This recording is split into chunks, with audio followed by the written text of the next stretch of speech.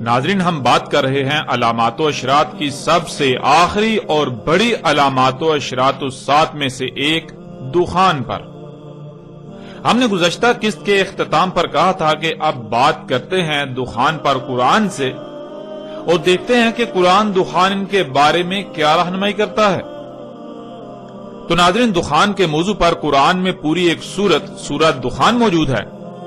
ہم اس پوری سورت پر تفصیل کے ساتھ بات کریں گے انا علینا بیانہ کے تحت جاری سلسلے میں، مگر یہاں ہم سورت الدخان سے اپنے موضوع کے تحت چند آیات کو سامنے رکھتے ہوئے اپنے موضوع کا احاطہ کریں گے تاکہ کم وقت میں اور آسان طریقے سے قرآن سے اس موضوع کی کھل کر وضاحت ہو جائے اور کسی کے لیے بھی کسی قسم کا کوئی شک یا ابہام باقی نہ رہے۔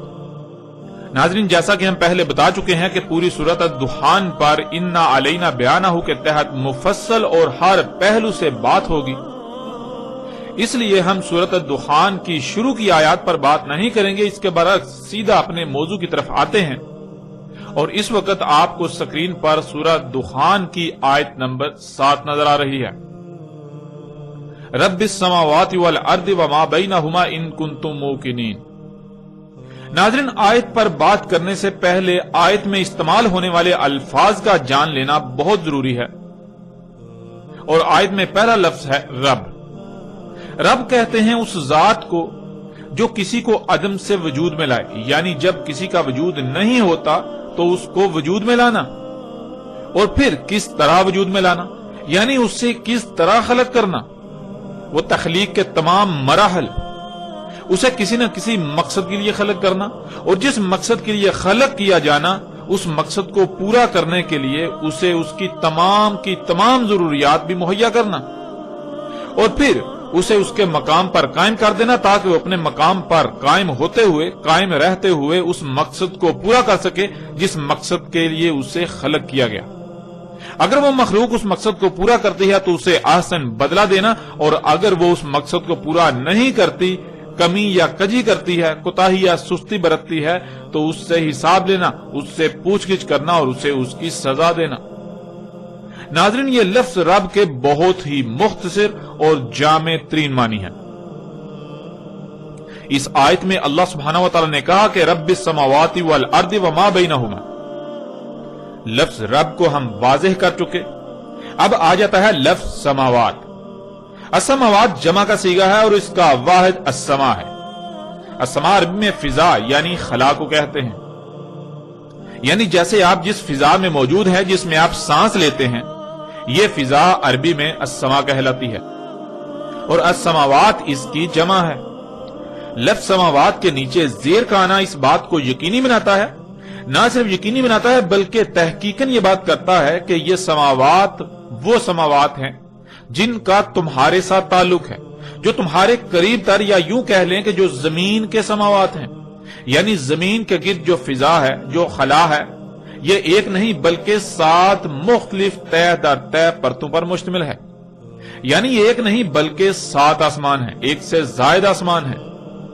اس طرح اگلا لفظ ارض، جو کہ اسی سیارے کا ذکر کیا جا رہا ہے جس پر آپ موجود ہیں، اسے زمین بھی کہا جاتا ہے۔ آگے آ جاتا ہے وما بینہما، جس کے معنی ہے جو کچھ بھی ان دونوں میں ہے، یعنی جو کچھ بھی آسمانوں اور زمین کے درمیان ہے، جو کچھ بھی ان کے درمیان ہے، ان میں ہے۔ اب آتے ہیں ناظرین اس آیت کی طرف، اور آپ سکرین پر دیکھ سکتے ہیں کہ آیت میں بالکل صراحت کے ساتھ یہ کہا جا رہا ہے کہ رب السماوات والارض وما بینہما۔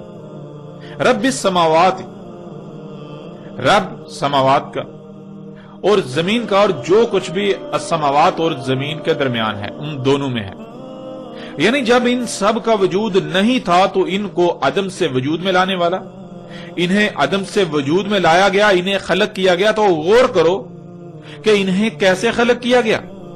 تو ناظرین، کیا قرآن اس سوال کا جواب نہیں دیتا انہیں کیسے خلق کیا گیا؟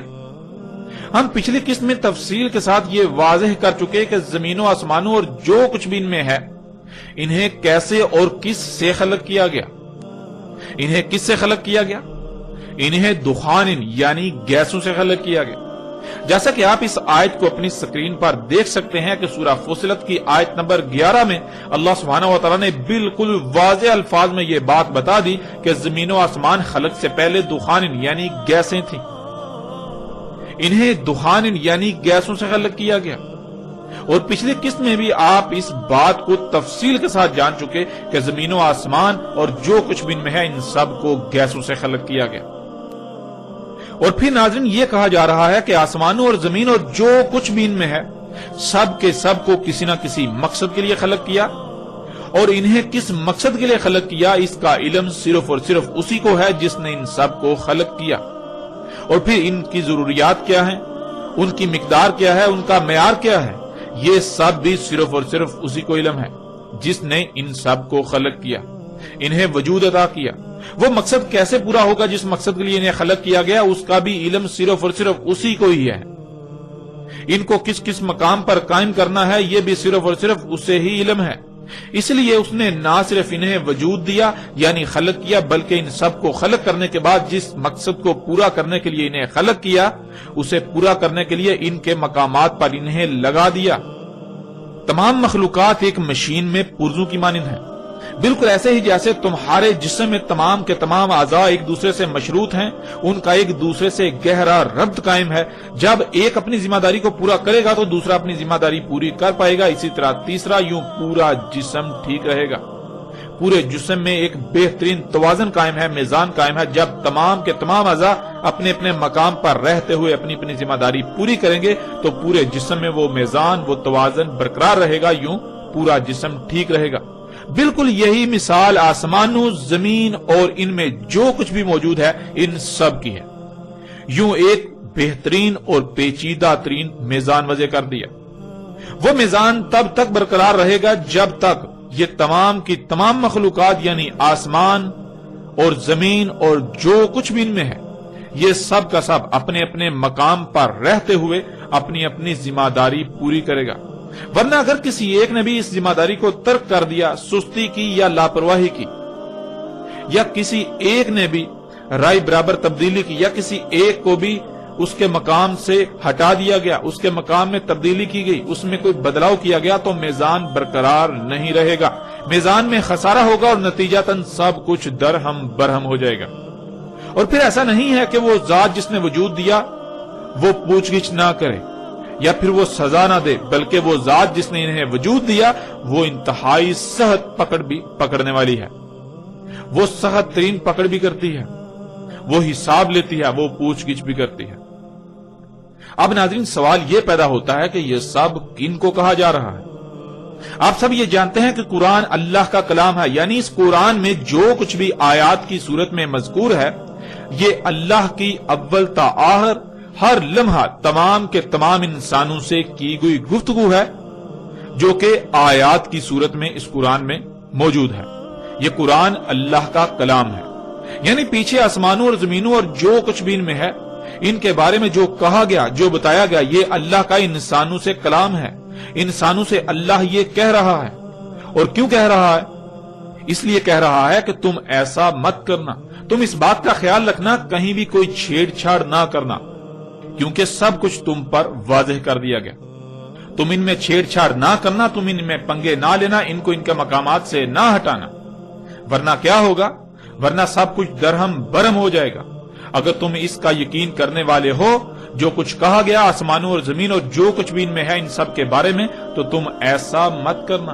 اور اسی کا اللہ سبحانہ و تعالیٰ نے آیت کے اگلے حصے میں بھی ذکر کر دیا، ان کنتم موقنین، اگر تھے تم اس بات کا یقین کرنے والے جو کچھ کہا گیا آسمانوں، زمین اور جو کچھ بھی ان کے درمیان ہے ان سب کے بارے میں۔ اب ناظرین ذرا غور کریں، جب اللہ سبحانہ و تعالیٰ نے آسمانوں، زمین اور جو کچھ بھی ان میں ہے ان سب کے بارے میں سب کچھ واضح کر دیا، ان سب کو گیسوں سے خلق کیا گیا۔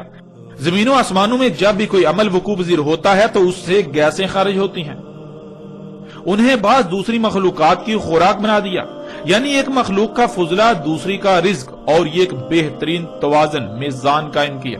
نہ ہی گیسیں کم خارج ہوتی ہیں نہ ہی زیادہ۔ آسمان و زمین اور جو کچھ بھی ان میں ہے، سب کی سب مخلوقات کی تخلیق کا کوئی نہ کوئی مقصد ہے۔ جس مقصد کے لیے خلق کیا اسے پورا کرنے کے لیے انہیں ان کے مقامات پر لگا دیا۔ تمام کی تمام مخلوقات ایک جسم اعضاء کی مانند ہے۔ زمین و آسمان بالکل ایک مشین کی مانند ہے، اور ان میں جو کچھ بھی ہے سب کی سب مخلوقات مشین میں موجود پرزوں کی مانند ہیں۔ جیسے جب تک مشین کے تمام پرزے اپنے اپنے مقام پر رہتے ہوئے اپنی اپنی ذمہ داری پوری کریں گے تب تک پوری مشین ٹھیک رہے گی، ورنہ اگر کہیں بھی کوئی کمی، کجی، کوتاہی یا لاپرواہی ہوئی، کسی کا مقام تبدیل ہوا تو یہ میزان برقرار نہیں رہے گا۔ رب نے کہیں پر کوئی کمی، کجی، کوتاہی یا لاپرواہی نہیں کی۔ اس نے سب کچھ پرفیکٹ خلق کیا، کامل خلق کیا۔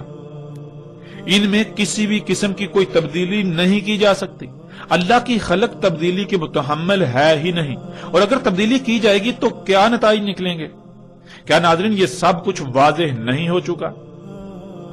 ناظرین یہ سب کچھ محض ایک لفظ رب کا استعمال ہی واضح کر دیتا ہے، اور یہ سب واضح ہو چکا، اس سمیت باقی وہ سب بھی واضح ہو چکا جو کچھ بھی آسمانوں زمین اور جو کچھ بھی ان میں ہے ان کی تخلیق سے تعلق رکھتا ہے۔ ان کے بارے میں جتنے بھی حقائق ہیں وہ سب بھی بالکل واضح ہو چکا۔ گزشتہ ایک ساتھ میں بھی ان موضوعات پر یعنی کہ اس حوالے سے مختلف پہلوؤں سے تفصیلاً بات ہو چکی۔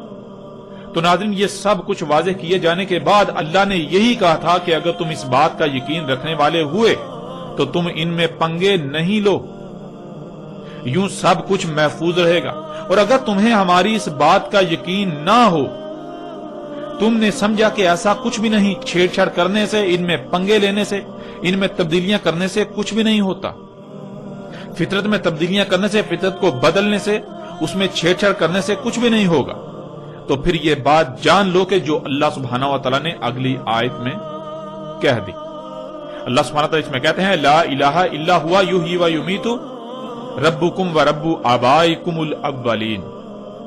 نہیں ہے الہ یعنی نہیں ہے کوئی بھی ایسی ذات جس کی بات مانی جائے کہ تمہیں جو کچھ بھی عطا کیا، خواہ وہ صلاحیتیں ہوں، مال ہو، اولاد ہو، تمہارے ہاتھ، پاؤں، کان، دل، دماغ سمیت جتنے بھی تمام کے تمام اعضاء ہیں وہ ہوں، یا رزق، یا جو کچھ بھی تمہیں عطا کیا گیا، اس سب کا کب، کہاں، کیسے، کیوں اور کس مقصد کے لیے استعمال کرنا ہے، وہ سب کیوں تمہیں عطا کیا گیا، اس کے فیصلے کا اختیار صرف اور صرف اسے ہے جو حیا کر رہا ہے اور جو موت کر رہا ہے۔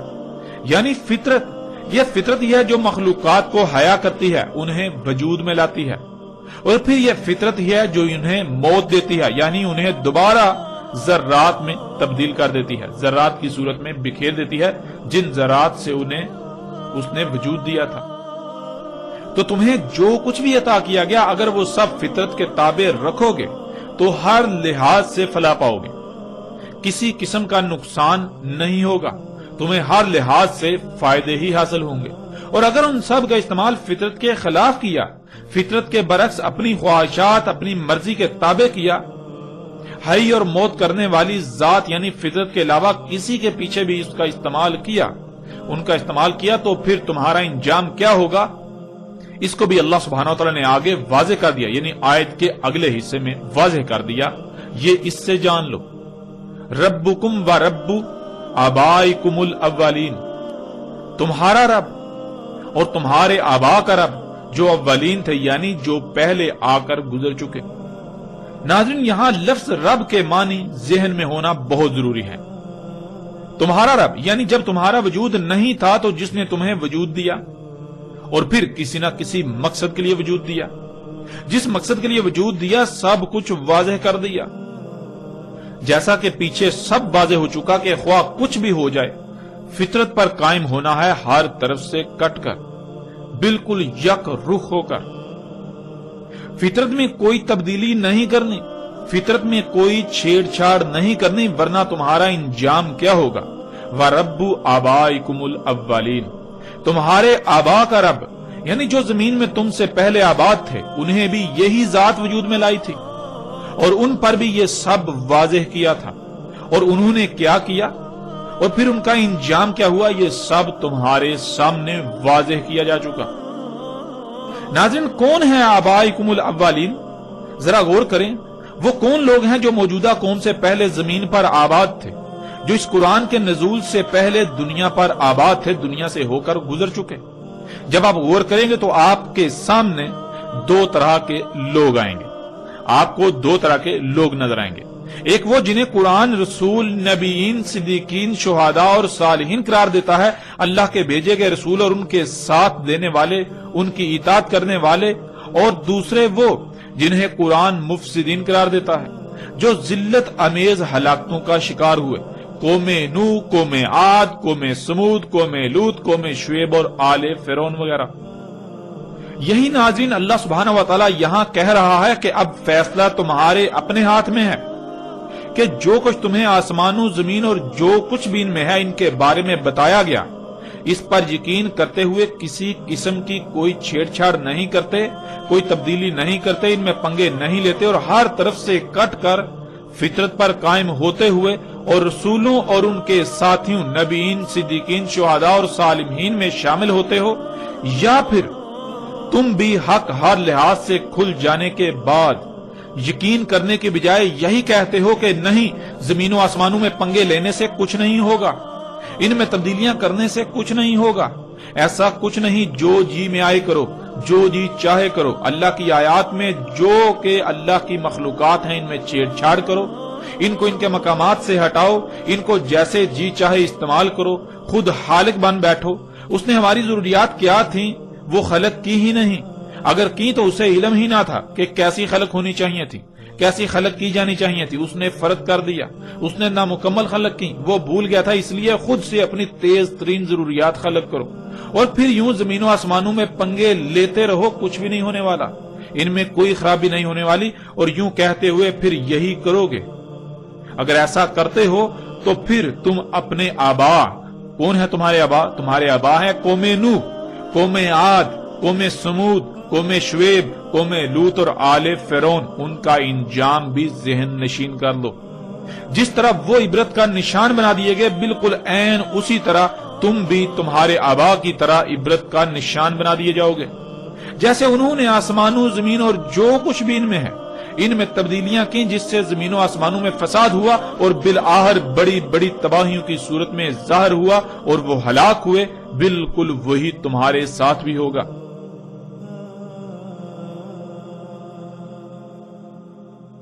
اب ناظرین، یہاں تک اللہ سبحانہ و تعالی نے نہ صرف آسمانوں، زمین اور جو کچھ بھی ان میں ہے ان سب کے بارے میں سب حقائق کھول کھول کر واضح کر دیے، بلکہ انسانوں کو ہر لحاظ سے متنبہ بھی کر دیا کہ اگر وہ اللہ کو الہ بناتے ہیں، یعنی فطرت پر قائم ہوتے ہیں، تو ان کا شمار کن میں ہوگا، اور اگر وہ اللہ کی دعوت کا یقین کرنے کے بجائے، یعنی جب انہوں نے اللہ کی بات کو نہ مانا، اس میں شک کیا اور آسمانوں، زمین اور جو کچھ بھی ان میں ہے ان میں پنگے لیے، تو نتیجتاً تباہیاں آنا شروع ہوئیں، تو بجائے اس کے کہ وہ اپنی آنکھوں سے یہ سب دیکھ کر اللہ کی دعوت، اللہ کی بات کا یقین کر لیتے اور باز آ جاتے فساد کرنے سے اور دنیا اور آخرت کی خلاقت سے بچ جاتے، بلکہ انہوں نے اپنی آنکھوں سے دیکھ کر یقین کرنے اور فطرت میں چھیڑ چھاڑ کرنے، اس میں تبدیلیاں کرنے سے باز آنے کے بجائے اپنی اسی روش کو برقرار رکھا، تو پھر ان کا انجام کیا ہوگا، یعنی پھر ان موجودہ انسانوں کا انجام کیا ہوگا، یہ سب بھی واضح کر دیا۔ ان کا انجام بھی بالکل وہی ہوگا جو ان سے پہلے ان کے آبا کا ہو چکا۔ کون ہیں ان کے آبا؟ قوم نوح، قوم عاد، قوم سمود، قوم شعیب، قوم لوط اور آل فرعون وغیرہ۔ ان سے بالکل مختلف نہ ہوگا، ان کی حالت بھی بالکل انہی کی طرح کی ہوگی، ان کے ساتھ بھی بالکل وہی کیا جائے گا، وہی ہوگا جو ان کے ساتھ ہوا۔ اور ان کے ساتھ کیا ہوا، اللہ سبحانہ و تعالیٰ نے قرآن میں بار بار یہ بات کھول کھول کر واضح کر دی۔ ناظرین، اب یہاں سوال یہ پیدا ہوتا ہے کہ اتنا کچھ واضح ہونے کے باوجود بھی موجودہ قوم یعنی زمین پر آباد موجودہ انسانوں نے کیا کیا؟ آپ غور کریں گے تو آپ پر سب کچھ کھل کر واضح ہو جائے گا۔ آگے اللہ سبحانہ تعالیٰ کیا کہتے ہیں اسے بھی جان لیں۔ آگے اللہ سبحانہ تعالیٰ آیت نمبر 9 میں کہتے ہیں بل ہم فی شک یلعبون، بلکہ یہ شک میں پڑے لعب کر رہے ہیں۔ नाज़रीन, इस आयत में भी इस्तेमाल होने वाले अल्फाज को जानना बहुत जरूरी है। इसमें जान लेते हैं लफ्ज यलाबून को। यलाबून लाब से है, जिसके मानी बहुत वसी हैं, लेकिन मौजू के एतबार से हम यहां उनमें से चंद मानी बयान करेंगे। किसी शय का गलत इस्तेमाल करना, किसी ऐसे काम में वक्त जाया कर देना जिससे कुछ हासिल ना हो, ऐसे रास्ते पर चलना जिसकी मंजिल वाज़ेह ना हो और जिधर रास्ता नजर आया उधर ही रुख कर लेना, बेमकसद काम के पीछे पड़ना, हसास और नाजुक अशिया और मामलात में छेड़छाड़ करना, फितरत में छेड़छाड़ करके उसे रद्द अमल पर मजबूर करना, गैर संजीदा होना, खेल कूद फजूल कामों में वक्त का ज़या, किसी शय में गैर संजीदगी से छेड़छाड़ करना जिससे वो खराब हो जाए। नाज़रीन, आयत के शुरू में लफ्ज बल आता है, जो कि अरबी का असूल है। बल लफ्ज वहां इस्तेमाल होता है जहां सब कुछ वाज़े हो जाने के बावजूद भी वही करना। बल हुम फी शक्किन, यानी जब उन्होंने अल्लाह की दावत को, अल्लाह की इस बात को, इन हकायक को तस्लीम ना किया जो अल्लाह ने आसमानों, जमीन और जो कुछ भी इनके दरमियान में है इनके बारे में कहा, इसे तस्लीम ना किया और उल्टा वही किया जिससे अल्लाह ने मना किया था। उन्होंने आसमानों, जमीन और जो कुछ भी इनमें है इनमें पंगे लिए, तो फिर वही हुआ जो अल्लाह ने कहा था। अल्लाह ने कहा था कि अल्लाह की खलक तब्दीली की मुतहम्मल है ही नहीं, अल्लाह की खलक के लिए तब्दीली है ही नहीं। अगर उसमें तब्दीली की जाएगी तो उसमें खराबियां हो जाएंगी जो तबाहियों की सूरत में जाहिर होंगी, और तुम उन तबाहियों का शिकार होगे, नुकसान तुम्हारा अपना ही होगा। तो जब इन्होंने इस बात को ना माना और वही किया, अल्लाह की खलक में तब्दीलियां की, उसमें छेड़छाड़ की, फितरत में तब्दीलियां की, फितरत में छेड़छाड़ की, उसमें पंगे लिए, तो फिर वही हुआ कि रद्द अमल आना शुरू हो गए।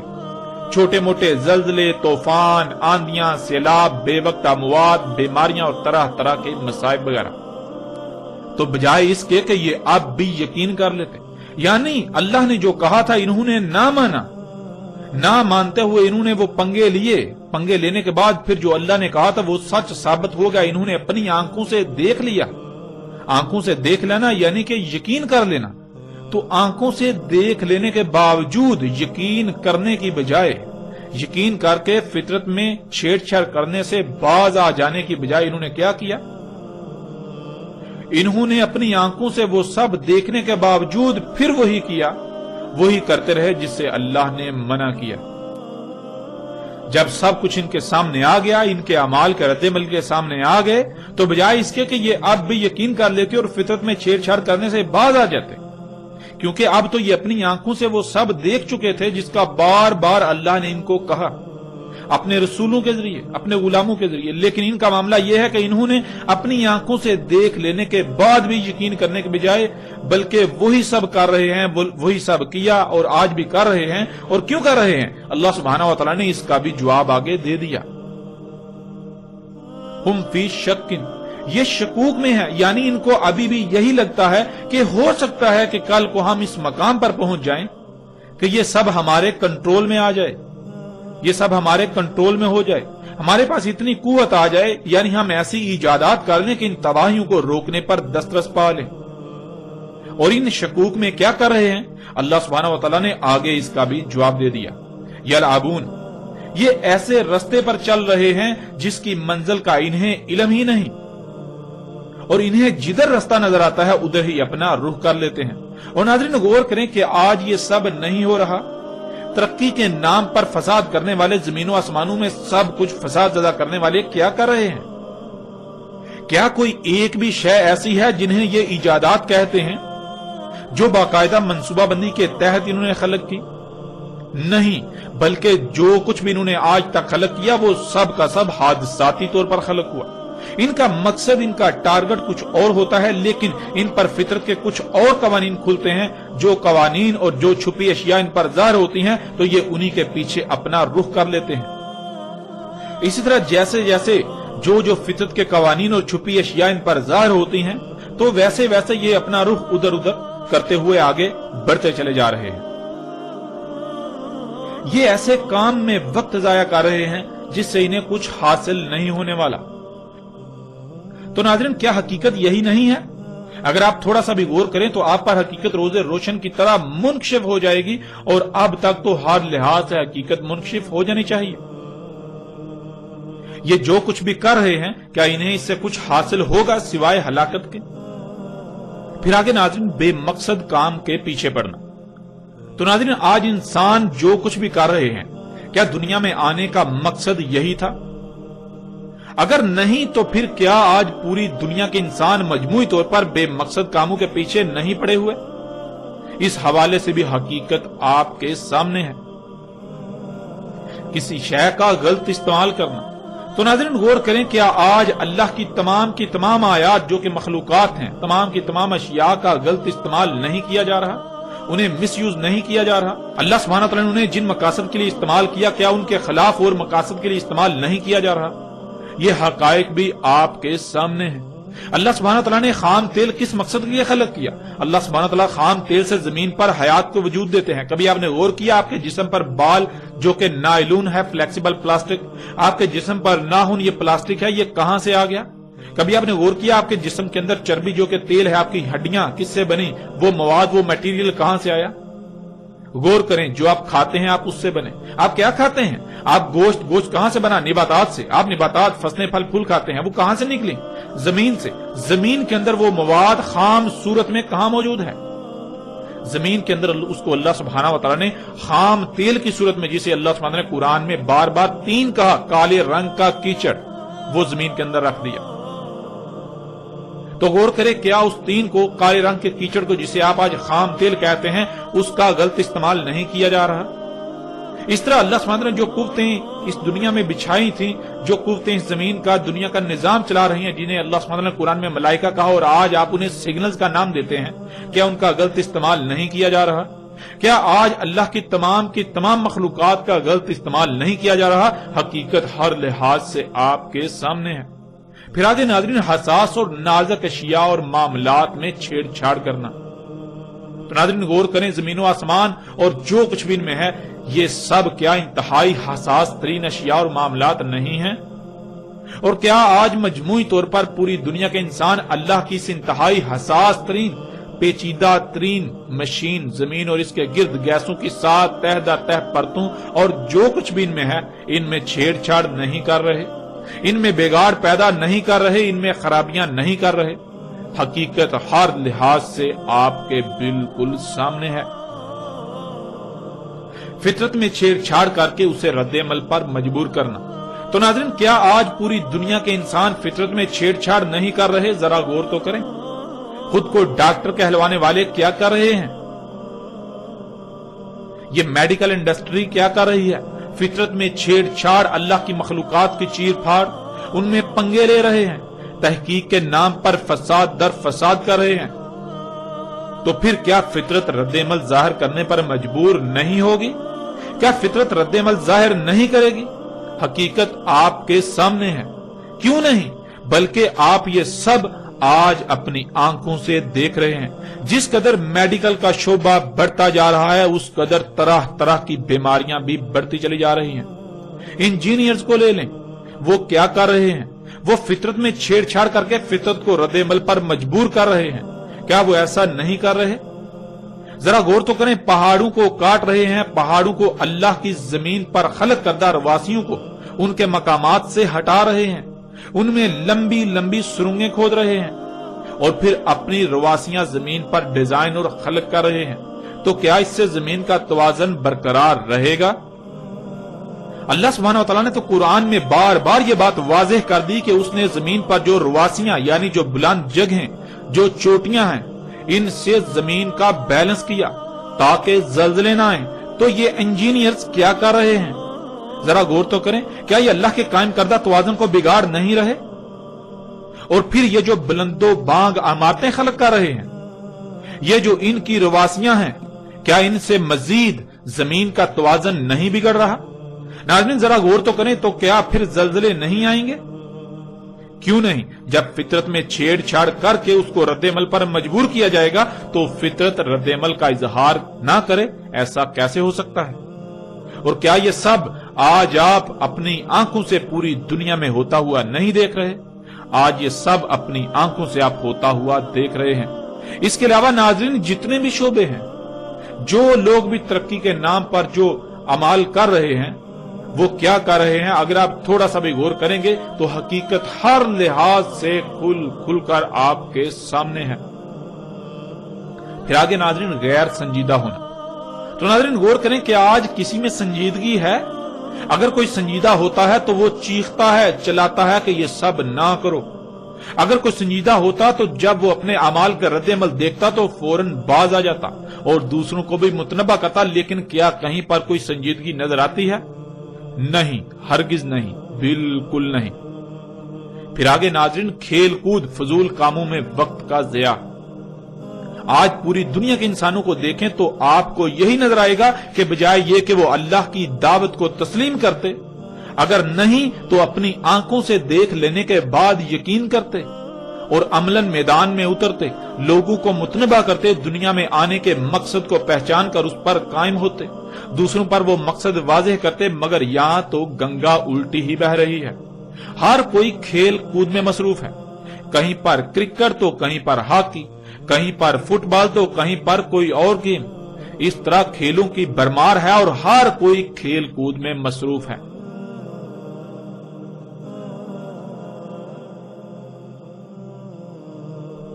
کسی کو رائے برابر بھی احساس نہیں کہ اس کے ان اعمال کا انجام کیا سامنے آنے والا ہے۔ ہر کوئی بے مقصد اور فضول کاموں میں انتہائی قیمتی وقت کو ضائع کرنے میں مصروف ہے۔ ناظرین حقیقت ہر لحاظ سے آپ کے سامنے ہے، اور پھر آگے اللہ سبحانہ تعالیٰ نے کیا کہا اسے بھی جان لے۔ آگے اللہ سبحانہ تعالیٰ سورہ دخان کی آیت نمبر 10 میں کہتے ہیں فَارْتَقِبْ يَوْمَ يَأْتِي السَّمَاءُ بِدُخَانٍ مُبِينٍ، پس انتظار کرو اس یوم کا، آ جائے آسمان کھلم کھلے ہر طرف سے گیسوں کے ساتھ۔ یعنی جب نہ صرف تم پر ہر لحاظ سے حق واضح کر دیا بلکہ تم وہ سب اپنی آنکھوں سے ہوتا ہوا بھی دیکھ چکے، اس کے باوجود تم یلعبون ہی کر رہے ہو، یعنی وہی سب کرتے ہو، فطرت میں چھیڑ چھاڑ کرتے ہو، فطرت میں تبدیلیاں، اللہ کی خلق میں تبدیلیاں، فضول کاموں میں وقت کا ضیاع، فطرت میں پنگے لینے سے جو تمہارے سامنے آیا اسی کے پیچھے ہو لیے، اور ترقی کے نام پر فساد کرتے جا رہے ہو۔ سنجیدگی کی بجائے کھیل کود اور فضول کاموں میں مصروف ہو، دنیا میں آنے کے مقصد کو نہ پہچانا اور اسے پورا نہ کیا، اور یہی سب کرتے رہے اور کر رہے ہو جس سے تمہیں بار بار سختی سے روکا، بار بار سختی سے منع کیا۔ اللہ کی مخلوقات کا مس یوز کر رہے ہو، ان کا غلط استعمال کر رہے ہو جس سے تمہیں بار بار روکا، تو پھر یہ سب ہو کر رہے گا۔ کیا ہو کر رہے گا؟ قریب ہی بہت جلد ایک ایسی مدت آئے گی، ایک ایسا پیریڈ آئے گا، ایسا وقت آئے گا کہ آسمان یعنی وہ فضا جس میں تم سانس لیتے ہو، جس میں تم رہ رہے ہو، وہ ہر طرف سے ہر لحاظ سے گیسوں سے بھر جائے گی۔ اور ناظرین ایسا کیوں نہ ہو کہ آپ یہ نہیں جان چکے کہ آسمان و زمین اور جو کچھ بھی ان میں ہے، ان سب کو اللہ سبحانہ و تعالیٰ نے گیسوں سے خلق کیا۔ جب آپ یہ بات جان چکے اور پھر جب آپ آسمان و زمین اور جو کچھ بھی ان میں ہے ان میں پنگے لیں گے، آپ یہ بات جان چکے کہ ان میں پنگے لیے جائیں گے، ان میں ترقی کے نام پر چھیڑ چھاڑ کی جائے گی، تو پھر کیا گیسیں خارج نہیں ہوں گی؟ کیوں نہیں؟ ضرور، بالکل ضرور خارج ہوں گی، کیونکہ جب یہ سب کچھ گیسوں سے خلق کیا تو جب ان کو کیمیا یا عمل سے گزارا جائے گا، ان میں پنگے لیے جائیں گے، جب کچھ خود سے خلق کیا جائے گا تو ظاہر ہے گیسیں تو خارج ہوں گی۔ ناظرین ذرا غور کریں، جس سواری پر آپ سوار ہوتے ہیں، آپ کے سفر کے ذرائع، کیا وہ طرح طرح کی زہریلی گیسیں خارج نہیں کر رہے؟ آپ کے گھر میں الیکٹرانکس یعنی بجلی کا تمام سامان طرح طرح کی نہ نظر آنے والی انتہائی خطرناک گیسیں خارج نہیں کر رہا؟ وہ آپ کا ٹی وی ہو یا کمپیوٹر، وہ آپ کی فریج ہو یا اے سی، یہاں تک کہ آپ کی جیب یا آپ کے ہاتھ میں موجود موبائل، ہر شے طرح طرح کی زہریلی گیسیں خارج کر رہی ہے۔ آپ جو کچھ بھی استعمال کرتے ہیں، وہ برتن ہوں یا کپڑے، وہ جوتے ہوں یا آپ کی طرح طرح کی رنگ برنگی خوراکیں، خواہ وہ مشروبات ہوں، کیا کبھی آپ نے غور کیا ان کی تخلیق میں؟ جن کارخانوں میں وہ تیار ہوتی ہیں ان سے کس قدر زہریلی گیسیں خارج ہوتی ہیں؟ ان کی تخلیق کے مراحل کیا ہے؟ ان کی تخلیق کے مراحل سے کس قدر زہریلی گیسیں خارج ہو رہی ہیں؟ آپ جتنی بھی مشینیں استعمال کرتے ہیں ان کی چمنیوں میں غور کریں. جن گاڑیوں پر آپ سفر کرتے ہیں، جن ٹرینوں پر آپ سفر کرتے ہیں، جن جہازوں پر آپ سفر کرتے ہیں، وہ سب کی سب اشیاء کیا خارج کر رہی ہیں؟ کیا وہ طرح طرح کی گیسیں خارج نہیں کر رہی؟ ناظرین، حقیقت ہر لحاظ سے آپ کے سامنے ہے. اور کیا آج وہ یوم یعنی وہ مدت نہیں آ چکی جو ایسی مدت ہونا تھی جس دوران یہ آسمان یعنی یہ فضا ہر طرح سے، ہر لحاظ سے گیسوں سے بھر جانا تھی؟ ناظرین، حقیقت آپ کے سامنے ہے. آج پوری دنیا ان گیسوں سے بھر چکی. یہ پہلا آسمان جس میں آپ موجود ہیں، جس میں آپ سانس لیتے ہیں، یہ آپ کے اپنے ہی کرتوتوں سے خارج ہونے والی طرح طرح کی زہریلی گیسوں سے بھر چکا. کیا آپ کو یہ سب نظر نہیں آ رہا؟ کیا آپ اندھے ہیں؟ کیا آپ اللہ کے قانون میں اموات ہیں؟ کیا آپ قبروں میں ہیں؟ کیا آپ اللہ کے قانون میں محض چوپائے ہیں؟ ناظرین، غور تو کریں، کیا یہ سب آج آپ کو نظر نہیں آ رہا؟ جبکہ یہ اٹل حقیقت ہے، اس کے باوجود اگر آپ کو نظر نہیں آ رہا تو اللہ سبحانہ وتعالی قرآن میں بار بار ایسوں کو اموات قرار دیتا ہے، ایسوں کو قبروں میں قرار دیتا ہے، ایسوں کو چوپائے یا پھر شر الدواب قرار دیتا ہے. یہ جو چلنے پھرنے والی رینگنے والی مخلوقات ہیں، ان میں سے جو سب سے شر ہیں وہ قرار دیتا ہے، یعنی جن کی وجہ سے زمین و آسمانوں میں سب کو نقصانات، تباہیاں لاحق ہوتی ہیں، جن سے فائدہ حاصل ہونے کی کوئی توقع ہو ہی نہیں سکتی. تو ناظرین، حقیقت کیا ہے؟ آپ غور کریں، آپ کو یہ بھی سمجھ آ جائے گی کہ آپ کا شمار اللہ کے قانون میں کن لوگوں میں ہے، کہاں پر ہے، آپ کہاں کھڑے ہیں. آپ اللہ کے قانون میں حیا ہیں یا پھر آپ اللہ کے قانون میں اموات ہیں، قبر میں ہیں. تو ناظرین، جان لے، یہ حقیقت آپ کی آنکھوں کے سامنے ہے، اس کو آپ جھٹلا نہیں سکتے. اگر آپ اسے تسلیم کرنے سے انکار کرتے ہیں تو نقصان آپ کا اپنا ہی ہوگا، کسی دوسرے کا نہیں. آج اگر آپ نہیں تسلیم کرتے اور اپنی سابقہ روش کو برقرار رکھتے ہیں تو جان لیں ان قریب آپ چیخ چیخ کر تسلیم کرنے کا اعلان کریں گے، لیکن تب کوئی نفع نہ دے گا. تب آپ کا ماننا فرعون کے ماننے کی مثل ہوگا. تو ناظرین، بڑھتے ہیں آگے اور دیکھتے ہیں کہ اللہ سبحانہ و تعالیٰ نے سورہ دخان کی اگلی آیت میں کیا کہا. آگے اللہ سبحانہ و تعالیٰ کہتے ہیں سورہ دخان آیت نمبر 11، یغشی الناس ھذا عذاب علیم، جو انسانوں کو ڈھانپ لے گا یہ سزائے علیم ہے، عذاب علیم ہے.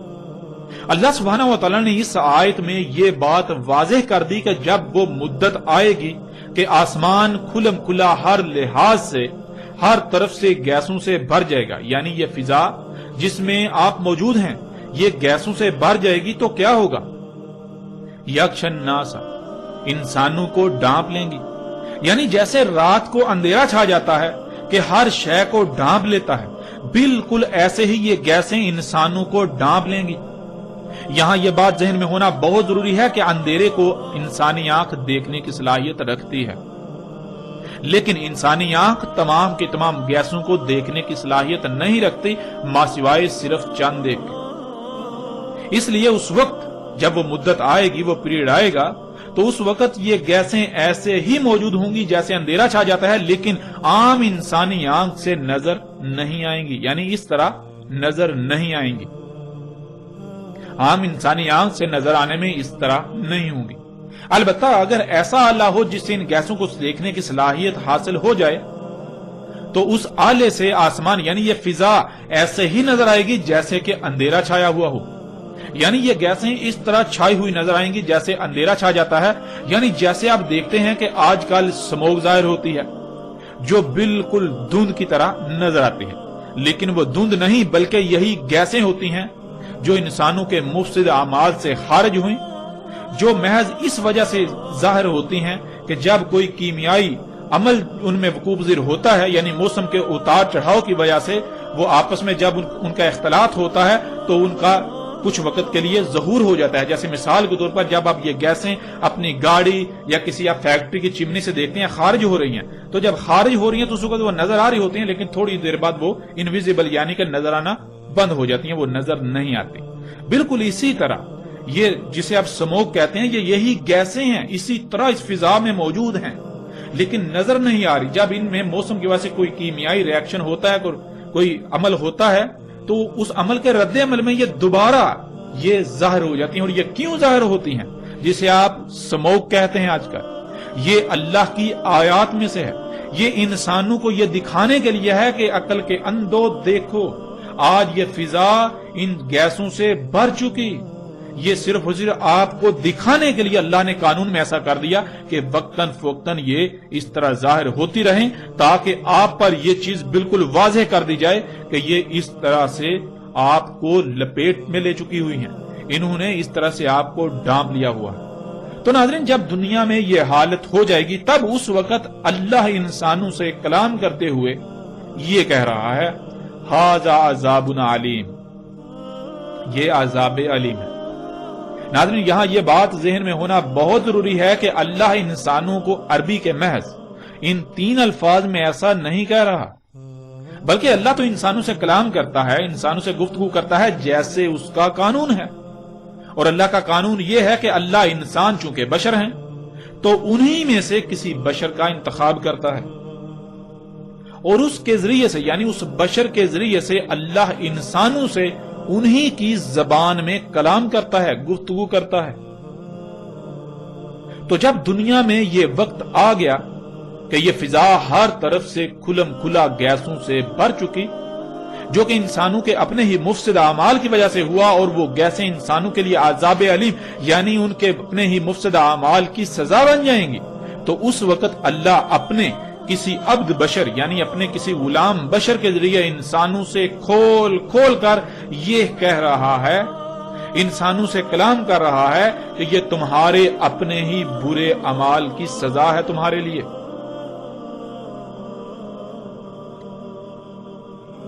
اور ناظرین، ایسا اس لیے کہ انسان اس وقت ان گیسوں کی وجہ سے لاحق ہونے والی بیماریوں، مصیبتوں، تکلیفوں اور طرح طرح کی تباہیوں کا ذمہ دار اللہ کو ٹھہرا رہے ہوں گے کہ یہ سب تو اللہ کر رہا ہے، یہ بیماریاں تو اللہ لا رہا ہے، یہ مصیبتیں تو اللہ لا رہا ہے، ان کا ذمہ دار اللہ ہے.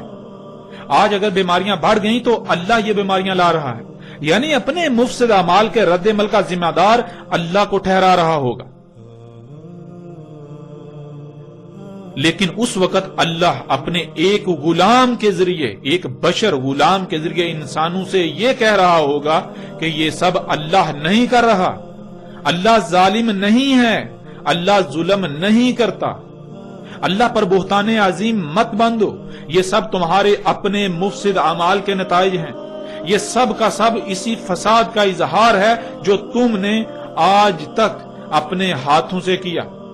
اس لیے اللہ پر الزام تراشی مت کرو، اپنے کیے ہوئے فساد کے اظہار کی ذمہ داری اللہ پر مت تھوپو. اللہ سبحان ہے، اللہ اس سے پاک ہے کہ وہ کوئی ایسا کام کرے جس سے فساد ہو، جس سے تباہی آئے. اللہ فرط نہیں کرتا. اللہ نے جو کچھ بھی خلق کیا سب کچھ کامل پرفیکٹ خلق کیا، وہ عیب دار خلق نہیں کرتا، وہ نقائص و خامیوں والا خلق نہیں کرتا، وہ سبحان ہے.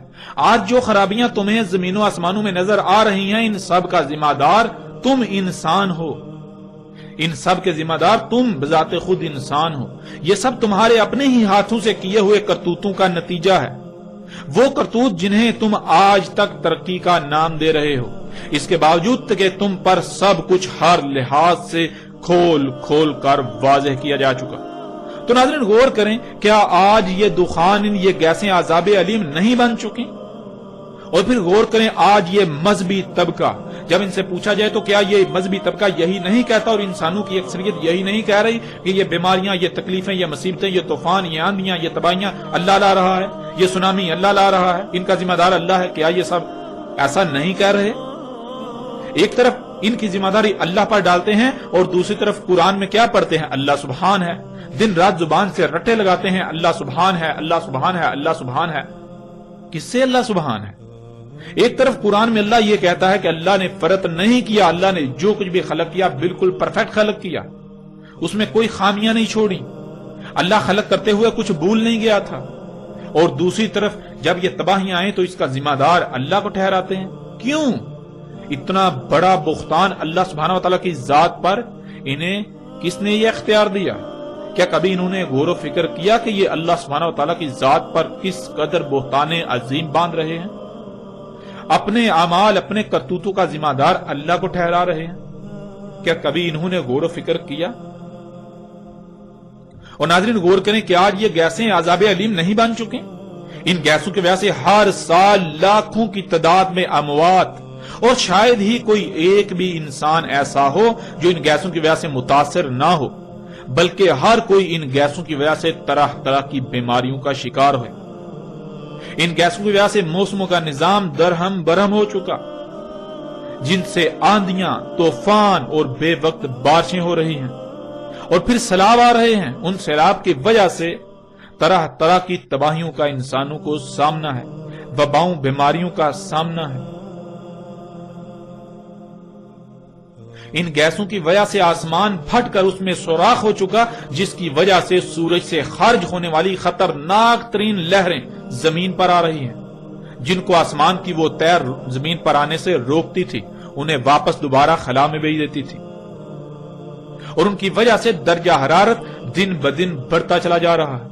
موسموں کا نظام درہم برہم ہو چکا، گرمی کی شدت میں دن بدن اضافہ ہوتا چلا جا رہا ہے، اور پھر اس گرمی سے طرح طرح کی بیماریوں اور ہلاکتوں میں اضافہ ہوتا جا رہا ہے۔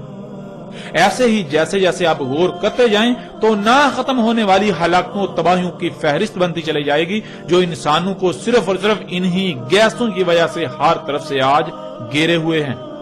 ناظرین، یہ ہے ان دخان یعنی ان گیسوں کا عذاب علیم، یعنی انسانوں کے مفسد اعمال کے بھیانک رد عمل، جو کہ ان مفسد اعمال کی سزا ہیں۔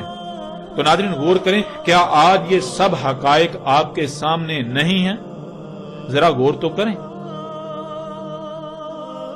کیا یہ فضا دخان یعنی ان گیسوں سے ہر طرف سے نہیں بھر چکی؟ سکرین پر یہ تصاویر آپ اپنی آنکھوں سے دیکھ رہے ہیں۔ اپنے اخبارات ٹٹولیے، ان میں بھی آپ کو روزانہ کی بنیاد پر ایسی خبریں ملیں گی۔ کیا یہ دخان ان انسانوں کے لیے عذاب علیم کی صورت اختیار نہیں کر چکی؟ اور ناظرین، کیا کوئی ایسی شخصیت موجود ہے جو یہ حقائق ہر لحاظ سے آپ پر کھول کھول کر رکھ رہی ہے؟ ناظرین ذرا غور تو کریں، یہ سب آج آپ کے سامنے ہو رہا ہے، یہ سب حقائق آپ کے سامنے۔ اگر آپ ان حقائق سے آج اپنی آنکھیں بند کر لیں گے تو جان لیں ایک عظیم عذاب آپ کے بالکل سر پر آ چکا ہے۔ آج بے شک آپ کو ادراک نہیں ہو پا رہا، مگر جلد ہی جیسے ہی اس عذاب عظیم کو اپنی آنکھوں سے دیکھیں گے تو تب آپ کو ادراک ہو جائے گا۔ لیکن تب کیا فائدہ؟ تب تو بڑے بڑے رب ہونے کے دعوے دار بھی تسلیم کرنے پر مجبور ہو جاتے ہیں۔ تب تو فرعون بھی مجبور ہو گیا تھا، تو پھر آپ کیا شے ہیں؟ اور پھر کیا تب تسلیم کرنا کوئی نفع دے گا؟ یہ حقیقت بھی آپ کے سامنے ہے۔ ناظرین، ان قریب بالکل وہی ہونے والا ہے جو قوم نوح کے ساتھ ہوا، اور قوم نوح کے ساتھ کیا ہوا یہ آپ جانتے ہیں۔ ان قریب وہ ہونے والا ہے جو قوم عاد اور قوم سمود کے ساتھ ہوا۔ قوم عاد اور قوم سمود کے ساتھ کیا ہوا؟ قوم عاد اور قوم سمود القاریہ یعنی ایٹمی بموں کی لپیٹ میں آئے، ایٹمی تباہیوں کی لپیٹ میں آئے، ایٹمی بموں کی جنگوں کی لپیٹ میں آئے، اور انہوں نے ایٹمی بموں نے ان کو صفحہ ہستی سے مٹا دیا، اور وہ آج ہونے والا ہے۔ اور یہ تباہی، یہ عذاب عظیم بہت جلد آپ کے سامنے آنے والا ہے۔ ہلاکت آپ کے سر پر آ چکی، ان قریب آپ اسے اپنی آنکھوں سے دیکھیں گے۔